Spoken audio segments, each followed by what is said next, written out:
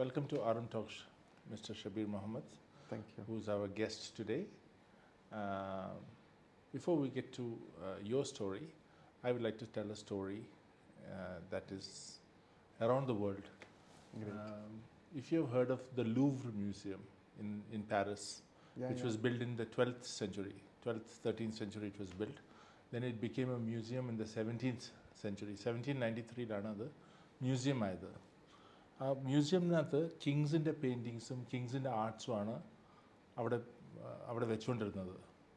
അപ്പോൾ 1831 ഒരു പെയിൻറ്റിങ് ഉണ്ടായിരുന്നു ലൂവ്ർ മ്യൂസിയമിൽ. ഒരു ഗെയിം ഓഫ് ചെസ്സിൻ്റെയാണ്. അതിൻ്റെ പെയിൻറ്റിങ്ങിൻ്റെ പേര് ദ ചെക്ക് മേറ്റ് എന്നാണ്. ഡെവിൾസ് ചെക്ക് മേറ്റ് എന്നാണ് ആ പെയിൻറ്റിങ്ങിൻ്റെ പേര്. അതൊരു ഡെവിളും ഒരു മനുഷ്യരും ചെസ്സ് കളിക്കുന്നതാണ്. ബേസിക്കലി ആ പെയിൻറ്റിങ്ങിനകത്ത് ഡെവിള് പറയുകയാണ്, നീ ഈ ഗെയിം തൂക്കുകയാണെങ്കിൽ നിൻ്റെ സോൾ, നിൻ്റെ ആത്മാവ് എൻ്റേതാണ്. അതിൻ്റെ നടുക്ക് ഒരു ഏഞ്ചൽ നിൽപ്പുണ്ട്. ഏഞ്ചൽ മനുഷ്യൻ്റെ ഹോപ്പായിട്ടാണ് ഈ ഡെപ്പിക്ഷൻ ഈ സ്റ്റോറിനകത്ത് പറയുന്നത്. അപ്പോൾ ഈ ആള് ചെസ് ബോർഡിൽ തോറ്റുകൊണ്ടിരിക്കുകയാണ്. അപ്പോൾ ഇങ്ങനെ കൈവച്ചിട്ട് ഞാൻ ഇനി എന്ത് ചെയ്യുമെന്ന് ഇങ്ങനെ ആലോചിച്ചുകൊണ്ടിരിക്കുകയാണ്. കുറേ വർഷം കഴിഞ്ഞിട്ട് ഇയാൾ തോറ്റു. ഫോർ എക്സാമ്പിൾ ഇയാൾ തോറ്റു. കുറേ വർഷം കഴിഞ്ഞിട്ട് ഒരു ചെസ്സിൻ്റെ വേൾഡ് ചാമ്പ്യൻ വന്ന് ഈ പെയിൻറ്റിങ് കണ്ടായിരുന്നു. ഈ പെയിൻറ്റിങ് കണ്ടപ്പോൾ പെയിൻറ്റിങ് തന്നെ നോക്കിക്കൊണ്ടിരിക്കുകയാണ്. അപ്പം അവിടുത്തെ ക്യൂറേറ്റർ പറയുകയാണ്, ഇങ്ങനെ ഫ്രെഡറിക് മൊറിറ്റീസ് എന്ന് പറഞ്ഞ ഒരു പെയിൻറ്ററാണ് ഇത് വരച്ചത്. ഈ വരച്ചപ്പം ഈ ആൾ തോക്കുന്ന പെയിൻറ്റിങ്ങാണ് കാണിക്കുന്നത്. എൻ്റെ ആ ക്യൂറേറ്റർ പറഞ്ഞപ്പോൾ നമുക്ക് നെക്സ്റ്റ് പെയിൻറ്റിങ്ങിന് പോകാമെന്ന് പറഞ്ഞു ഈ ചെസ് പ്ലെയറിനോട്. ഇയാളൊരു വേൾഡ് ചാമ്പ്യൻ ചെസ് പ്ലെയറാണ്. ഇയാൾ അത് തന്നെ നോക്കിക്കൊണ്ടിരുന്നിട്ട് അയാൾ പറഞ്ഞത് എന്താണെന്നറിയാമോ, ഈ പെയിൻറ്റിങ്ങിന് എന്താണ്ട് പ്രശ്നമുണ്ടല്ലോ, ഈ പെയിൻറ്റിങ്ങിൻ്റെ പേര് മാറ്റണം, because it's not the devil's checkmate. It's what you mean by that? അയാൾ ചോദിച്ചു, ആ ക്യൂറേറ്റർ ചോദിച്ചു. അപ്പോൾ ക്യൂറേറ്റർ പറഞ്ഞു, അപ്പോൾ ഈ ചെസ് പ്ലെയർ പറഞ്ഞു, in this chessboard you can see that the king still has a move to make, so that the man has still one more chance to win the game. Our life is like that. We all have one more chance to be a better player, to win the situation. So my guest here today, Mr. Shabir Mohammed, is an example of that. ഞാൻ പലരിൽ നിന്നും കേട്ടിട്ടുണ്ട്. Can you please tell us your story so that our audience can learn a little bit about you? ഞാൻ ഇപ്പം ഖത്തറിൽ വരുന്നത് 1998 അന്ന് എത്ര വയസ്സായിരുന്നു? എൻ്റെ 20th age. 20th age. Okay. അപ്പം ഇവിടെ വന്നത് ഒരു സാധാ കമ്പ്യൂട്ടർ ടെക്നീഷ്യനായിട്ടാണ് വരുന്നത്.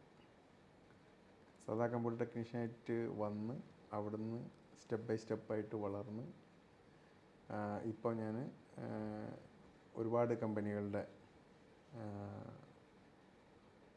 ഡയറക്ടർ, അല്ലെങ്കിൽ അതുപോലെ പല കമ്പനികളുടെ പല ലെവലിലേക്ക് വളർന്നു.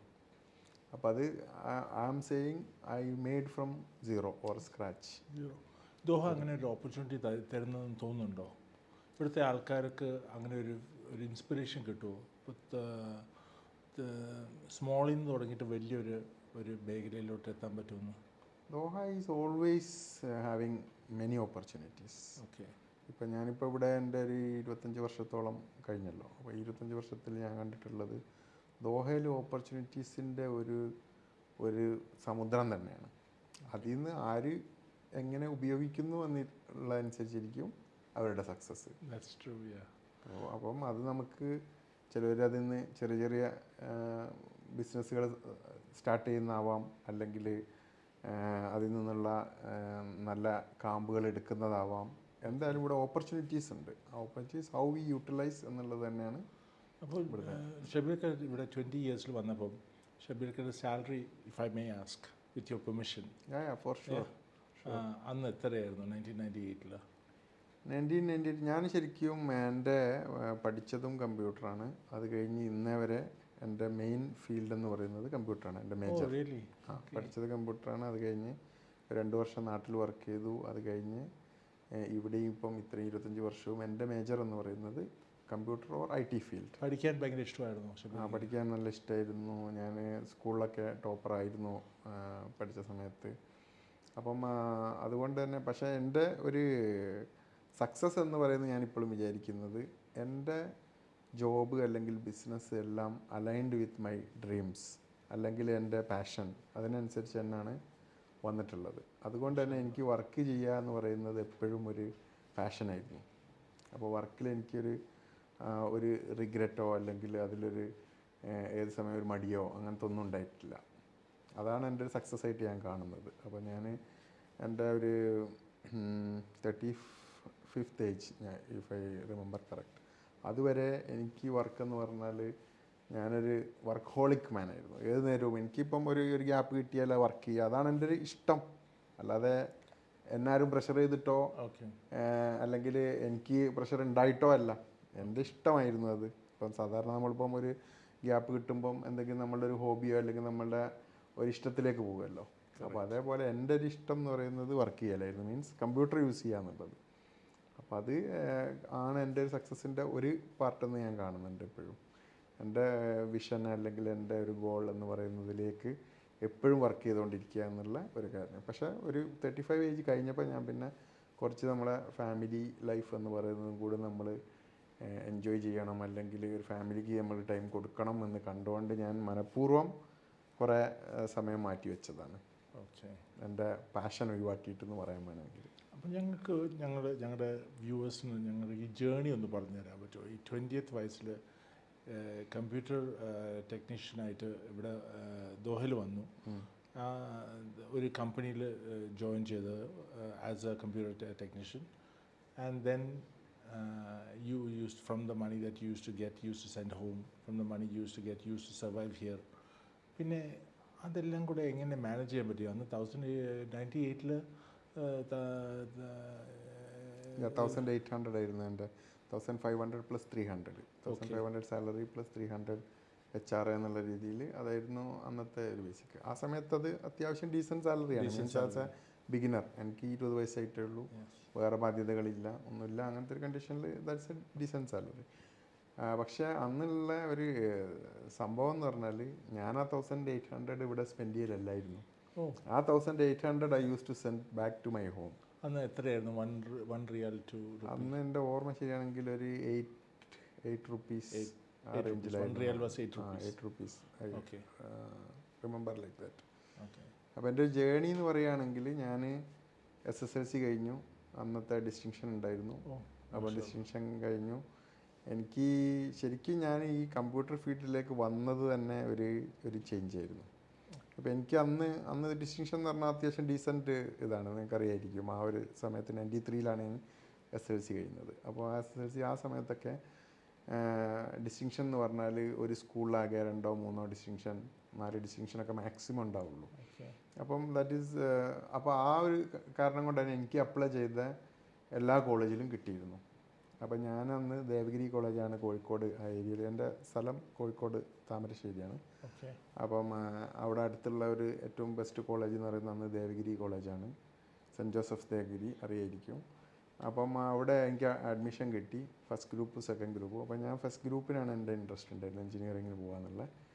അപ്പോൾ ഞാൻ ഫസ്റ്റ് ഗ്രൂപ്പിന് ജോയിൻ ചെയ്യാൻ വേണ്ടി ഉച്ചയ്ക്ക് ശേഷമാണ് ഇൻ്റർവ്യൂവിന് എനിക്ക് കാർഡ് വന്നത്. ഞാൻ ചെന്നു. അവിടെ ചെന്നപ്പം എന്തോ കോയിൻസിഡൻസ്, എൻ്റെ ഇൻ്റർവ്യൂ കാർഡിൽ മാത്രം by mistakenly they wrote the time different time. Like എനിക്ക് സെക്കൻഡ് ഗ്രൂപ്പിൻ്റെ ഇൻ്റർവ്യൂവിൻ്റെ ടൈമിനാണ് എനിക്ക് ഫസ്റ്റ് ഗ്രൂപ്പിൻ്റെ ഇൻ്റർവ്യൂവിന് കാർഡ് വന്നത്. അപ്പോൾ എൻ്റെ ഫാദറിൻ്റെ ഫ്രണ്ട് വേറൊരു മാഷുണ്ട്, പുള്ളിയെ കാണുകയാണ്. അപ്പോൾ നിങ്ങളിങ്ങനെ സംസാരിക്കുന്നതിനിടയിൽ ഇങ്ങനെ എല്ലാ കോളേജിലും കിട്ടി എന്നുള്ള കാര്യങ്ങൾ പറഞ്ഞ സമയത്ത് മോഡൽ പോളിടെക്നിക്കിൻ്റെ കഥ വന്നു. അപ്പോൾ അത് IHRDയുടെ മോഡൽ പോളിടെക്നിക്ക് എന്ന് പറയുന്നത് അന്ന് കേരളത്തിലെ ഏറ്റവും നമ്പർ 1 പോളിടെക്നിക്കാണ്. അപ്പോൾ അവിടെ കിട്ടുക എന്ന് പറയുന്നത് അന്ന് വളരെ ഡിഫിക്കൽട്ടാണ്. എന്താണ്, ആകെ 25 സീറ്റ്സാണ് ഉള്ളത്. അങ്ങനത്തെ ഒരു ഇതിൽ കിട്ടുക എന്നുള്ള ബുദ്ധിമുട്ട്. അപ്പം എനിക്കിങ്ങനെ ഇത് കിട്ടിയിട്ടുണ്ട് എന്ന് പറഞ്ഞപ്പം ആ ഫാദറിൻ്റെ ഫ്രണ്ടാണ് പറയുന്നത്, if you got that why you should not miss that opportunity, that is very difficult to get എന്ന് പറഞ്ഞിട്ടാണ്. അപ്പോൾ എനിക്കാണെങ്കിൽ ഇത് ഇൻ്റർവ്യൂ മിസ്സാവുകയും ചെയ്തു. മിസ്സായത് means that is their mistake only, college mistake only. Time എനിക്ക് ഉച്ചയ്ക്ക് ശേഷം തന്നിരിക്കുന്നത് സെക്കൻഡ് ഗ്രൂപ്പിൻ്റെ ടൈമാണെങ്കിൽ ഫസ്റ്റ് ഗ്രൂപ്പിന് തന്നത്. പക്ഷേ എൻ്റെ ഫസ്റ്റ് ഗ്രൂപ്പിൻ്റെ ഇൻ്റർവ്യൂ മോർണിംഗ് കഴിഞ്ഞ് പോയിട്ടുണ്ട്. എൻ്റെ കാർഡിൽ മാത്രം ബൈ മിസ്റ്റേക്ക് അവർ എഴുതിയത്. അപ്പോൾ അങ്ങനെ ഈ ഒരു തോട്ട്സ് വന്നപ്പോഴാണ് നമ്മളിങ്ങനെ സംസാരിക്കുന്നത്. ഫാദറിൻ്റെ ഫ്രണ്ട് ഇങ്ങനെ സംസാരിച്ചപ്പോൾ അപ്പോൾ എന്നാൽ why don't we go to model poly and give interview. അത് കഴിഞ്ഞൊരു 2-3 ഡേയ്സ് കഴിഞ്ഞിട്ടാണ് മോഡൽ പോളീൻ്റെ ഇൻ്റർവ്യൂ. അപ്പോൾ അതിന് പോയി. അങ്ങനെയാണ് ഞാൻ SSLC കഴിഞ്ഞ പാട് തന്നെ ഡിപ്ലോമക്ക് പോയി. 18th ഏജിൽ ഞാൻ ജോലിക്ക് കയറി. എനിക്ക് ക്യാമ്പസ് സെലക്ഷനിൽ ജോലി കിട്ടി. അപ്പോൾ ട്രിവാൻഡ്രത്തുള്ളൊരു കമ്പനിയിൽ 2 years. അപ്പം കംപ്ലീറ്റ് ഹാർഡ്വെയർ മെയിൻ്റനൻസ്, കമ്പ്യൂട്ടർ ഹാർഡ്വെയറും നെറ്റ്വർക്കിംഗ് മെയിൻ്റനൻസ് എന്നുള്ള രീതിയിലായിരുന്നു ജോബ്. അപ്പം ഫീൽഡ് സപ്പോർട്ട് എഞ്ചിനീയർ ആയിട്ടാണ് എനിക്ക് അവിടെ കിട്ടുന്നത്. അപ്പോൾ ഫസ്റ്റ് ട്രെയിനിയാണ് 6 മാസം. ആ ട്രെയിനിങ്ങും എല്ലാം കഴിഞ്ഞു.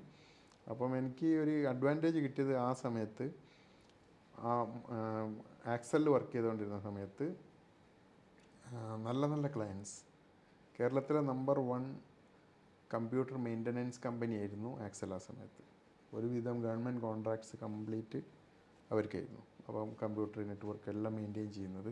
അപ്പോൾ അന്നത്തെ നമ്മളെ ക്ലയൻസ് എന്നൊക്കെ പറയുന്നത് റിസർവ് ബാങ്ക്, VSSC, പിന്നെ NABARD, water authority, university, secretariat, ഇങ്ങനത്തെ എല്ലാ മേജർ ഗവൺമെൻറ് ഫേംസ്. അന്ന് കമ്പ്യൂട്ടർ ഉപയോഗിക്കുന്നത് ഗവൺമെൻറ് ഫേംസ് മാത്രമേ ഉള്ളൂ. പ്രൈവറ്റിലൊന്നും അങ്ങനെ ആയിട്ട് വന്നിട്ടില്ല. പിന്നെ ട്രാവൽസ് അങ്ങനത്തെ കുറച്ചുണ്ട്. Even some travels where our customers. അപ്പോൾ അവിടെയൊക്കെ പോയിട്ട് കമ്പ്യൂട്ടർ നന്നാക്കുക എന്നുള്ളതാണ് നമ്മളെ ജോലി. അപ്പം രാവിലെ ബൈക്കിൽ പോവും. എന്നിട്ട് ഒരു 5 മുതൽ ഒരു 6 കോൾ ഉണ്ടാകുക. എന്താണ് ഓരോ സ്ഥലത്ത് നിന്ന് അന്ന് മൊബൈലില്ല. അപ്പോൾ നമ്മൾ ഓരോ കോൾ കഴിയുമ്പോൾ വി ഷുഡ് കോൾ ബാക്ക്. അപ്പോൾ ഒരു സൂപ്പർവൈസർ ഉണ്ട്.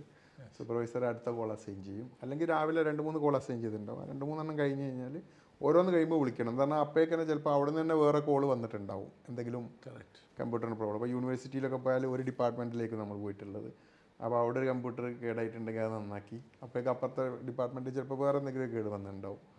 അപ്പോൾ അന്ന് അത്ര ഫെമിലിയർ അല്ലല്ലോ ആൾക്കാരും. അപ്പോൾ ചെറിയ ചെറിയ പ്രോബ്ലം ആണെങ്കിലും അവർക്കൊരു പ്രോബ്ലം ആയിരിക്കും. അപ്പോൾ അതെല്ലാം അറ്റൻഡ് ചെയ്ത് വൈകുന്നേരം ഒരു 4-4:30 ആകുമ്പോഴേക്ക് വീണ്ടും ഓഫീസിലെത്തും. ഒരു 6-7 കോളൊക്കെ അറ്റൻഡ് ചെയ്യും. എനിക്കന്നേ നല്ല ഒരു ബെസ്റ്റ് പെർഫോമർ എന്നുള്ള രീതിയിലുള്ള അപ്രൈസലും കാര്യങ്ങളും 6 months ഇങ്ങനെ കിട്ടുമായിരുന്നു. അങ്ങനെ നിൽക്കുമ്പോഴാണ് ഗൾഫ് ഓപ്പർച്യൂണിറ്റി വരുന്നത്. അപ്പോൾ എൻ്റെ ഒരു ഫാമിലി ഫ്രണ്ട് ആണ് എന്നെ ഇങ്ങോട്ട് ഇൻവൈറ്റ് ചെയ്യുന്നത്. അപ്പോൾ പുള്ളിയുടെ ഒരു ബോസ് ഒരു കമ്പ്യൂട്ടറിൻ്റെ ഒരു സ്റ്റാർട്ടപ്പ് തുടങ്ങുന്നുണ്ട്, അതിലേക്ക് ആവശ്യമുണ്ടെന്ന് പറഞ്ഞിട്ടാണ് ഞാൻ ഖത്തറിൽ വരുന്നത്. അങ്ങനെ ഒരു ടെക്നീഷ്യൻ, അന്ന് 2 പേര് വെച്ചിട്ടാണ് ആ കമ്പനി സ്റ്റാർട്ട് ചെയ്യുന്നത്. ഞാനും ഒരു അറബ് നാഷണാലിറ്റി വേറെ. പേര് പറയാൻ പറ്റുമോ? ഖത്തർ കമ്പ്യൂട്ടർ ടെക്നോളജി എന്നാണ് എൻ്റെ ടെക്നോളജി. ആ കമ്പനി ഞങ്ങൾ 2 പേര് വെച്ചാണ് സ്റ്റാർട്ട് ആകുന്നത്. അത് സ്റ്റാർട്ട് ചെയ്തു. അപ്പം 1998 സ്റ്റാർട്ട് ചെയ്യുന്ന ഫസ്റ്റ് സ്റ്റാഫായിട്ടാണ് ഞങ്ങൾ 2 പേര് വരുന്നത്. മീൻസ് ഞങ്ങൾ 2 പേര് വരുന്ന ആദ്യത്തെ 2 സ്റ്റാഫ്. അപ്പോൾ ഞാൻ ടെക്നിക്കൽ സൈഡ്, ഈ was in the business development side എന്നുള്ള രീതിയിലായിരുന്നു. പക്ഷേ ഇത് ഒരു സ്റ്റാർട്ടപ്പ് കമ്പനി ആയതുകൊണ്ട് തന്നെ എല്ലാവർക്കും എല്ലാ റോളും ഉള്ള രീതിയിലായിരുന്നു. അങ്ങനെ ആ കമ്പനി നമ്മൾ വളർത്തി 3 ഡിവിഷൻസാക്കി. റീറ്റെയിൽ, ഹോൾസെയിൽ, പിന്നെ പ്രോജക്റ്റ് ഡിവിഷന്. അങ്ങനെ 2006 വരെ 2007 വരെ ഞാൻ അവിടെ തന്നെ ആയിരുന്നു. Almost 9 years. 98 കമ്പനി സ്റ്റാർട്ടപ്പ് ആയിരുന്നല്ലോ. അതെ. 2007 നിങ്ങൾ 3 ഡിവിഷനിൽ ഇറങ്ങാൻ നേരത്ത് കമ്പനി ടേൺ ഓവർ എത്രയായിരുന്നു? Company were almost doing 3 to 4 million monthly. Almost because we had an wholesale. ഇവിടെ ഖത്തറിലുള്ള ഓൾമോസ്റ്റ് എല്ലാ കമ്പ്യൂട്ടറിൻ്റെ ഷോപ്പ് അല്ലെ കമ്പനികൾക്കൊക്കെ കമ്പോണൻസ് കൊടുത്തിരുന്നത് ഹോൾസെയിൽ ഡിവിഷൻ ഞങ്ങളായിരുന്നു. അല്ലാതെ റീറ്റെയിലിൽ എനിക്ക് ഓർമ്മയുണ്ട്, ഞാനിവിടെ ഫസ്റ്റ് വന്ന സമയത്തൊക്കെ ഒരു ദിവസം ഒരു 10 കമ്പ്യൂട്ടറൊക്കെ അസംബിൾ ചെയ്യായിരുന്നു, ഓൾമോസ്റ്റ് എവറി ഡേ. അന്ന് ഈ ഒരു കമ്പ്യൂട്ടർ ഇപ്പം നമ്മളെ കോമൺ ആയി വന്ന ഒരു സമയം എന്ന് പറഞ്ഞാൽ 2002-2003 ആ സമയത്താണ്. ആ സമയത്ത് നമ്മൾ ഓഫർ ഇടുമായിരുന്നു computer with printer, table, chair, speaker, modem എന്നൊക്കെ പറഞ്ഞ എല്ലാം കൂടെ ഉള്ളൊരു പാക്കേജ്. അത് 2500 റിയാൽ സംതിങ്. അന്നൊരു സെലറോൺ കമ്പ്യൂട്ടറും ഒരു ഓൾ ഇൻ വൺ മദർ ബോർഡും ഒക്കെ വെച്ചിട്ട്. അപ്പോൾ എനിക്ക് അന്ന് നമ്മുടെ കമ്പനിയിൽ ആ 2 പേര് തന്നെ ഉള്ളായിരുന്നു. പിന്നാണ് 1-2 പേരെ നമ്മൾ ആഡ് ചെയ്യുന്നത് കുറച്ച് ഒരു 1 or 2 year കഴിഞ്ഞിട്ട്. ടു ടു 3 ഇയർ കഴിഞ്ഞപ്പോഴാണ്. പിന്നെ സപ്പോർട്ട് സ്റ്റാഫ് ഉണ്ട്, ഡ്രൈവർ, ഓഫീസ് ബോയ്, ഇങ്ങനെയൊക്കെ ഉള്ളത്. ടെക്നിക്കലി ഞാൻ മാത്രമേ, എനിക്കൊരു അസിസ്റ്റൻറ്റും മാത്രമേ ഉള്ളത്. അപ്പോൾ ഞാൻ എൻ്റെ ഓഫീസ് ബോയിനെ ഉപയോഗിച്ചിട്ടാണ് നമ്മൾ കമ്പ്യൂട്ടർ അസംബിൾ ചെയ്യുക. അവനോട് പറയും കംപ്ലീറ്റ് കമ്പോണൻസ് ഉണ്ടാവും, നിരത്തി വെച്ചിട്ട് ഫുള്ള് എല്ലാത്തിൻ്റെയും സ്ക്രൂ എല്ലാം അയച്ച് റെഡിയാക്കി വെക്കാൻ പറയും. ഞാൻ വന്ന് മദർ ബോർഡെല്ലാം ഫിക്സ് ചെയ്യും. പിന്നെ ഹാർഡ് ഡ്രൈവ്സ് എല്ലാം ഒന്ന് ക്ലോൺ ചെയ്യുക. നമുക്കിപ്പോൾ ഒരേപോലത്തെ കമ്പ്യൂട്ടർ കുറേ എണ്ണം അങ്ങനെ പോവല്ലേ. അപ്പോൾ എൻ്റെ അടുത്ത് മൾട്ടിപ്പിൾ ക്ലോൺസ് ഉണ്ട്. ഒരു ഹാർഡ് ഡ്രൈവിൽ തന്നെ പല ക്ലോൺസിൻ്റെ ഡാറ്റ. അത് വെച്ചിട്ട് എന്ത് ചെയ്യും, ഓരോ ഇപ്പം ഫുൾ അറബിക്ക് വേണ്ടിയ കസ്റ്റമർ ഉണ്ടാവും, ഇംഗ്ലീഷ് മാത്രം വേണ്ടിയവരുണ്ടാവും, ഇംഗ്ലീഷ് അറബിക്ക് വേണ്ടിയവരുണ്ടാവും, ഗെയിംസ് വേണ്ടിയവരുണ്ടാവും, ഗെയിംസ് ഒന്നും വേണ്ടാത്തവരുണ്ടാവും. അപ്പോൾ അങ്ങനത്തെ ഒരു സീരീസ് ഓഫ് ക്ലോൺസ് ഉണ്ടാവും. എന്നിട്ട് അത് വെച്ചിട്ട് നമ്മൾ കമ്പ്യൂട്ടർ അസംബിൾ ചെയ്ത് അപ്പം വൈകുന്നേരം ആകുമ്പോഴേക്ക് ഡെലിവറിക്ക് ആൾക്കാർ കസ്റ്റമേഴ്സ് വന്നു തുടങ്ങും എടുക്കാൻ വേണ്ടി. രാവിലെ ഓർഡർ ചെയ്ത് പോകും, വൈകുന്നേരം വന്ന് എടുക്കും. അപ്പോൾ ഒരു ദിവസം 10 കമ്പ്യൂട്ടർ 15 കമ്പ്യൂട്ടറൊക്കെ ആവറേജ് നല്ല ഒരു 8 to 10 കമ്പ്യൂട്ടർ നമ്മൾ ഡെയിലി കൊടുക്കുകയായിരുന്നു ഒരു സമയത്ത് അല്ലേ. ഷിബിർക്ക് നേരത്തെ പറഞ്ഞായിരുന്നു അത് നിങ്ങൾ കോളേജ് അഡ്മിഷന് പോകുന്ന സമയത്ത് നിങ്ങളൊരു മാസ്റ്ററിനോട് സംസാരിക്കാൻ നേരത്ത്, ഫാദർ ഒരു മാസ്റ്ററിനോട് സംസാരിക്കാൻ നേരത്ത് ആണ് ഈ പോളിടെക് ഈ മോഡൽ സ്കൂളിനെ പറ്റി പറയുന്നത്. നിങ്ങളുടെ ഫാദർ ടീച്ചറായിരുന്നോ? അതെ, എൻ്റെ ഫാദർ ഇപ്പോൾ റിട്ടയർഡ് ഹെഡ് മാസ്റ്ററാണ് നമ്മുടെ നാട്ടിൽ തന്നെ ഉള്ളൊരു സ്കൂളിൽ. ഓക്കെ. അപ്പോൾ അതിൽ വേറൊരു കോമഡി ഉണ്ട് ശരിക്കും പറഞ്ഞാൽ. അപ്പം ഫാദർ പിന്നെ ഇത് കേട്ട് വന്ന് നാട്ടിലൊക്കെ ഇങ്ങനെ അന്വേഷിക്കുമ്പം ഈ ഇവിടെ പഠിച്ച ആളുകളെ പറ്റിയൊക്കെ അന്വേഷിച്ചു. അപ്പോൾ അന്വേഷിച്ചപ്പോൾ രസം എന്താണെന്ന് പറഞ്ഞാൽ, ഒരാൾ നമ്മളുടെ ഒരു 3 കിലോമീറ്ററിൻ്റെ ഉള്ളിൽ ഒരാൾ അവിടുന്ന് കഴിഞ്ഞ് വന്ന ആളുണ്ടെന്ന് തോന്നുന്നു. അപ്പോൾ അയാളെ പറ്റി നാട്ടുകാർ പറയുന്നത് എന്താണെന്ന് പറഞ്ഞാൽ, ഈ ടോർച്ചൊക്കെ അങ്ങനെ നോക്കി നന്നാക്കുന്നു, കണ്ടാൽ മതി. അങ്ങനെ അത് ഭയങ്കര ഇൻസ്പയറിങ് ആയി. അപ്പോൾ ഞാൻ ഡിപ്ലോമ കഴിഞ്ഞപ്പോൾ മനസ്സിലാക്കുന്നത് ഈ ടോർച്ച് നന്നാക്കുക എന്ന് പറഞ്ഞാൽ ഇതിൻ്റെ ഏറ്റവും ഈസി കാര്യം. എന്നിട്ട് ഭയങ്കര രസമുണ്ട്. ഭയങ്കര രസമുണ്ടായിരുന്നു പറഞ്ഞാൽ, ഞാൻ ട്രിവാൻഡ്രത്ത് വർക്ക് ചെയ്യാണല്ലോ. ട്രിവാൻഡ്രത്ത് നിന്ന് ഞാൻ മന്ത്ലിയൊക്കെയാണ് നാട്ടിൽ വരിക. നാട്ടിൽ വരുമ്പോൾ വീട്ടിലൊരു 10-20 ടോർച്ച് ഉണ്ടാവും. അപ്പോൾ അതായിരുന്നു സൈഡ് ഹസിൽ. അവസാനം പിന്നെ ഞാൻ കുറേ പേർക്ക് ടോർച്ച് പുതിയ മേടിച്ചു കൊടുത്ത് ഇങ്ങനെ ഇട്ടുകൊണ്ട്. ഇവിടെ വന്ന് ജോലി ചെയ്യുന്ന സമയത്ത് ഫുൾ ടൈം ഇവിടെ അന്ന് 98 എന്ന് പറയുമ്പം മോർണിംഗ് വർക്ക് സ്റ്റാർട്ട് ചെയ്ത ഒരു 7 AM വർക്ക് സ്റ്റാർട്ട് ചെയ്താൽ വർക്കിംഗ് ടൈം ഫിനിഷ് ചെയ്യുന്നത് തന്നെ ഒരു, ഇപ്പം നിങ്ങൾ പറഞ്ഞ 4 PM, may be 5 PM, may be even 7 PM. അന്ന് 2 ഷിഫ്റ്റാണ്. ഓക്കെ. അന്ന് 2 ഷിഫ്റ്റാണ്. നമുക്കൊരു ഷോറൂം ഉണ്ട്. അപ്പം മോർണിംഗ് ആണ് ഓർഡേഴ്സൊക്കെ വരിക, ഈവനിങ് ആണ് കസ്റ്റമേഴ്സ്. നമുക്ക് വന്ന് B2C ആണ്, കൺസ്യൂമർ കസ്റ്റമേഴ്സാണ്. അപ്പം അവർ മീൻസ് കൂടുതലും ഖത്തറീസാണ്. അന്ന് അഫോർഡബിൾ അവർക്കേ ഉള്ളൂ ഈ കമ്പ്യൂട്ടറൊക്കെ. കൂടുതലും ലോക്കൽസിനും അല്ലെങ്കിൽ അത്യാവശ്യം നല്ല അങ്ങനെ പേഴ്സണൽ യൂസ് അത്ര കോമൺ ആയിട്ട് വന്നിട്ടില്ല. അപ്പോഴേക്ക് നമുക്ക് ബ്രാൻഡഡ് കമ്പ്യൂട്ടറും കാര്യങ്ങളൊക്കെ വന്നിട്ട് 2004-05 ആയപ്പോഴേക്ക് പിന്നെ ബ്രാൻഡഡ് കമ്പ്യൂട്ടർ, ഇപ്പോൾ ലിനോവോ, HP ലാപ്ടോപ്സ് ഒക്കെ വന്നു തുടങ്ങിയ ആ സമയമാണ്. അപ്പോൾ അതിൻ്റെ മുമ്പേ എന്ന് പറഞ്ഞാൽ ഇത് കമ്പ്യൂട്ടർ എന്ന് പറഞ്ഞാൽ വളരെ റെയറായിട്ട്, ഇപ്പോൾ നമ്മുടെ ഇന്ത്യൻ കമ്മ്യൂണിറ്റിയിലൊക്കെ വളരെ റെയർ ആൾക്കാർ. എൻ്റെ അതുകൊണ്ട് ഇവിടുത്തെ ഒരുവിധം പ്രമുഖരായ പല ആളുകൾക്കും കമ്പ്യൂട്ടർ കൊടുത്ത ഞാനാണ്. ഇവിടെ നിങ്ങളിപ്പം നോക്കിയാൽ സഫാരി, സൗദി ഹൈപ്പർ മാർക്കറ്റ്, ഇതിൻ്റെ കോണേഴ്സ്, ലക്സസ് ടൈലറിങ്, ഇവരുടെ ഒക്കെ ഫസ്റ്റ് കമ്പ്യൂട്ടറുകൾ കൊടുത്ത ഞാനാണ്. അങ്ങനെ കുറേ ഇതുണ്ട്. അപ്പോൾ ആ സമയത്തുള്ള പ്രൊമിനൻ്റ് കുറേ ആളുകൾക്ക് കമ്പ്യൂട്ടർ കൊടുത്തത് ഞാനാണ് ആ സമയത്ത്. പിന്നെ അപ്പം ടൈമിംഗ് എന്ന് പറഞ്ഞാൽ എനിക്ക് രാവിലെ 8 മുതൽ 12 വരെയാണ് ടൈം ശരിക്കും. പിന്നെ വൈകുന്നേരം 4 മുതൽ 8 വരെയാണ്. പക്ഷേ നമ്മൾ രാവിലെ 8 വന്നാൽ ഒരു 1:30-2 മണിയാവും പോകാൻ. അത് കഴിഞ്ഞ് ലഞ്ചൊക്കെ കഴിഞ്ഞ് ഫ്രഷ് ആയിട്ട് 4-4:30 ആകുമ്പോൾ വന്നു കഴിഞ്ഞാൽ പിന്നെ 10-11 മണിയാവും പോകാൻ. അപ്പം അന്ന് നമുക്കൊരു പ്രോബ്ലം ഇല്ല, ഇതൊന്നും മീൻസ് വേറെ പണിയൊന്നുമില്ല പോയിട്ട്. അപ്പോൾ പിന്നെ വർക്ക് ഇത് നമ്മൾ പാഷനാണ് പറഞ്ഞല്ലോ. പിന്നെ കിട്ടുന്ന കുറച്ച് സമയമാണെങ്കിൽ നമ്മൾ ഇൻ്റർനെറ്റൊക്കെ അന്ന് ആയ സമയമാണ്. അപ്പോൾ രാത്രി ചിലപ്പോൾ ഒരു 1 hour ഇൻ്റർനെറ്റിൽ എന്തെങ്കിലും ബ്രൗസിങ്ങും കാര്യങ്ങളും, അല്ലെങ്കിൽ അന്ന് ചാറ്റൊക്കെ സ്റ്റാർട്ട് ചെയ്ത സമയത്താണ്. അപ്പോൾ ചാറ്റ് റൂംസ് ഒക്കെ ഉണ്ട്, പല രാജ്യത്തുള്ള പല ആളുകളും വന്നിട്ട് ചാറ്റ് ചെയ്യുന്ന റൂംസ്. അതൊക്കെയാണ് അന്നത്തെ ട്രെൻഡ്.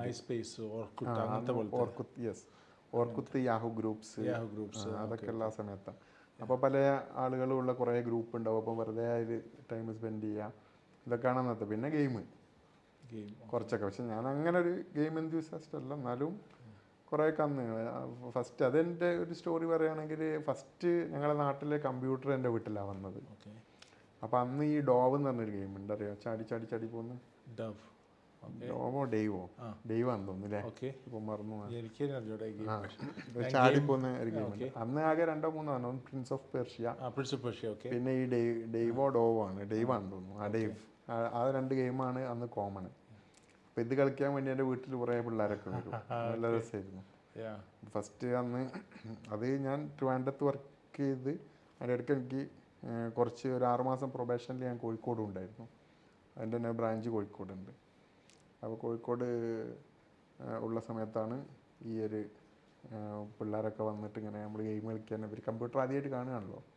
ഞാൻ തന്നെ ഡിപ്ലോമയ്ക്ക് ഫസ്റ്റ് പോകുമ്പോൾ കമ്പ്യൂട്ടർ കണ്ടിട്ടില്ല. കമ്പ്യൂട്ടർ കാണുന്നത് സെക്കൻഡ് ഇയറിലാണ്. ഫസ്റ്റ് ഇയറിൽ നമുക്ക് കംപ്ലീറ്റ് തിയറിയും കാര്യങ്ങളല്ലേ. സെക്കൻഡ് ഇയറിലാണ് നമ്മൾ കമ്പ്യൂട്ടർ ആദ്യമായിട്ട് കാണുന്നത്. അപ്പോൾ അങ്ങനെ കുറേ ഇതുണ്ട്. കമ്പ്യൂട്ടർ എന്ന് പറഞ്ഞാൽ അന്ന് നമ്മളെ ചിന്തയിലുള്ളത് മോണിറ്ററാണ്.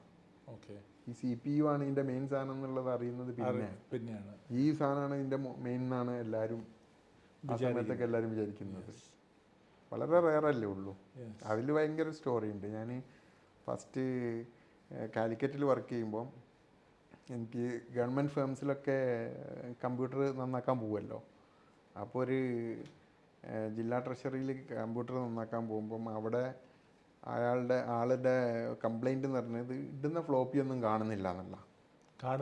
കാണുന്നില്ല ഫ്ലോപ്പി ഡിസ്ക് അന്നത്തെ കാണുന്നില്ല എന്നല്ല. അപ്പം എനിക്ക് കേട്ടപ്പോൾ തന്നെ സംഭവം കത്തി. അപ്പം നമ്മുടെ നാടിൻ്റെ അടുത്തായതുകൊണ്ട് എനിക്ക് നേരത്തെ പോകാനുള്ളൊരു ചാൻസ് ആയതുകൊണ്ട് ഞാൻ അറ്റൻഡ് ചെയ്ത് അവിടെ പോയി നോക്കിയപ്പോൾ എന്താ സംഭവം എന്ന് പറഞ്ഞാൽ അന്ന് ഈ 5.25 ഇഞ്ച് ഫ്ലോപ്പി ഡ്രൈവ് ഉണ്ട്, ആ flat type.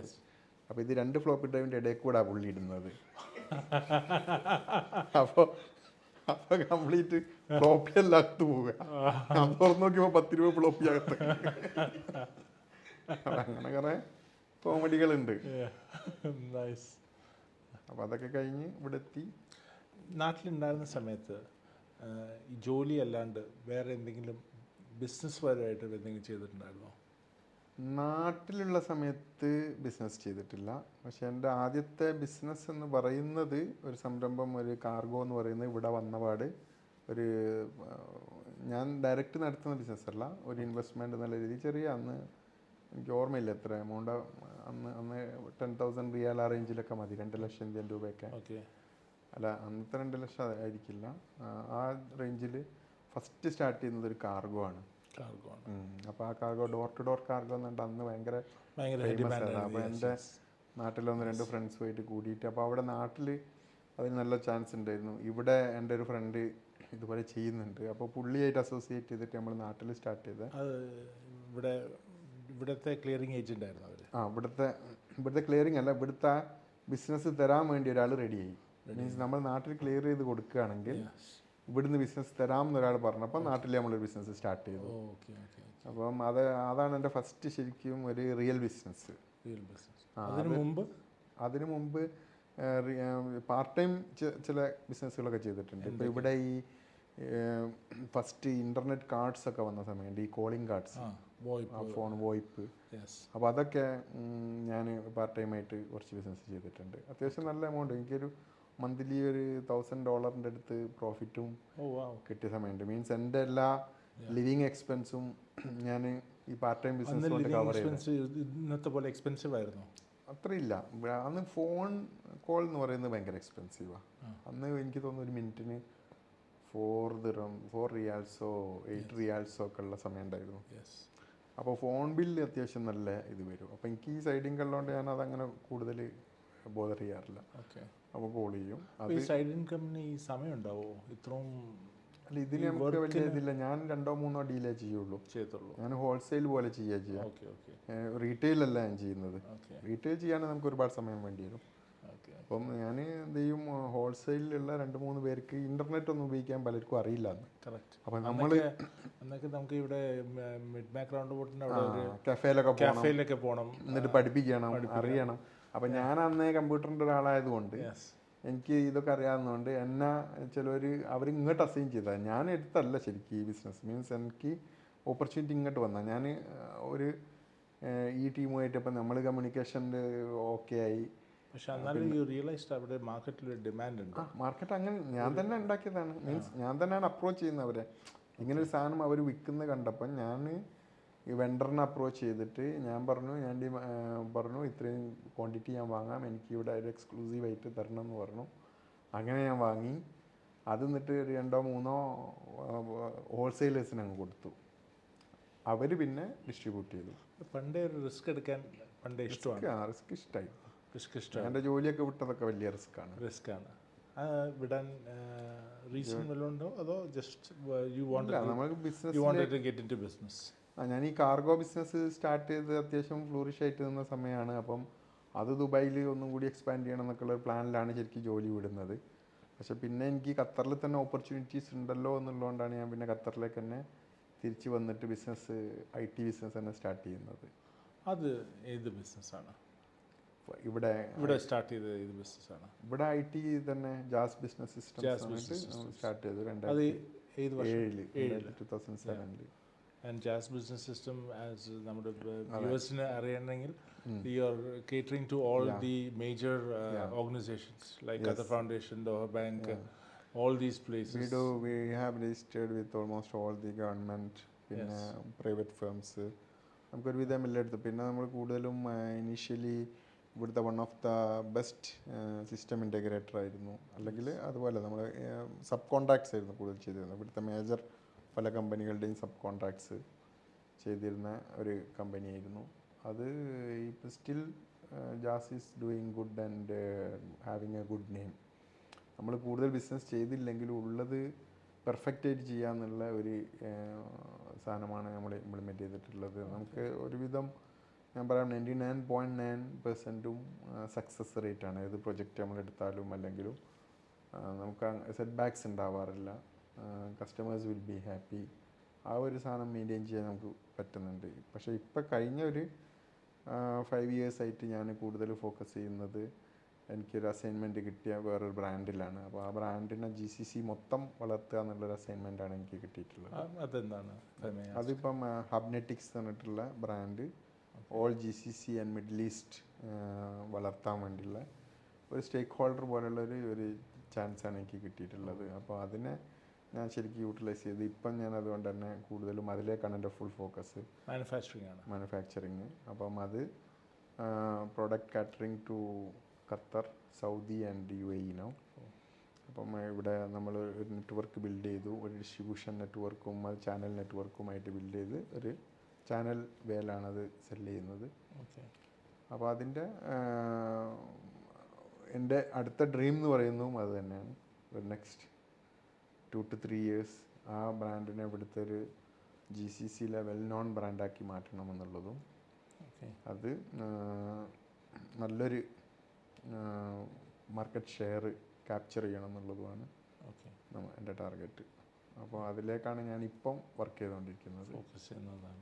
That's one of the dream project which I am handling now.